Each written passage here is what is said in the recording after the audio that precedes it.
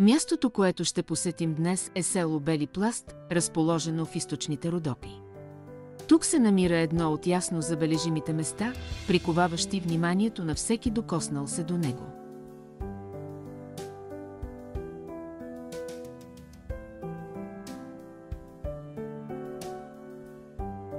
Природният феномен Каменните гъби е разположен на около 1 км северно от село Бели пласт до самия път между Хасково и Кърджали.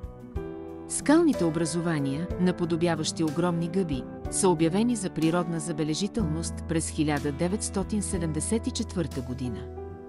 Представляват хармонични скални късове с форма на гъби, с розови пънчета и зеленикави губли, резултат от дългогодишното въздействие на водата, слънцето и вятъра.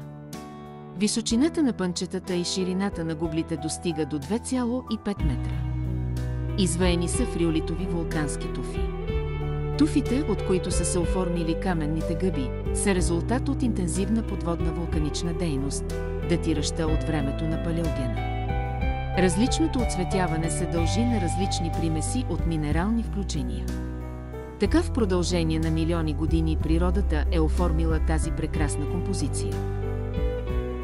Любопитно е, че в състава на скалата, от която са изградени гъбите, се съдържа минералът клиноптилолит, за който се смята, че има силни пречистващи свойства, включително и от радиоактивно замърсяване. Някои възрастни хора в Родопите, където местността с каменните гъби е известна като Мантаркая, разказват, че ако сложите камък клиноптилолит вечерта във вода, на сутринта тя ще се е подмладила, ще е станала лечебна и ще може да ви оттърве от дълъг списък с болешки.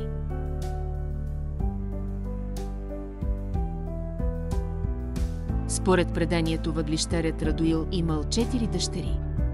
Един ден те тръгнали за вода, но били подгонени от орда нашественици. Сестрите изплашили коня на водача, който паднал на земята и бил разкъсан от момичетата. 4 девойки били застигнати от приятеля на загиналия умор. Той замахнал се ятагана и отсякал главата на първата от тях, но щом главата докоснала земята, тя вмигом се превърнала в каменна гъба. Замахнал и покосил другите 2 сестри, но се повторило същото. Изплашен умор слязал от коня си, но преди да убие последното девойче, главата и сама се превърнала в камък. Ужасен, той скочил на коня си и понечил да избяга, но при първата крачка се превърнал в черна скала. Хората и днес наричат самотната камера в близост до гъбите Кара-тепе, в превод Черен хълм.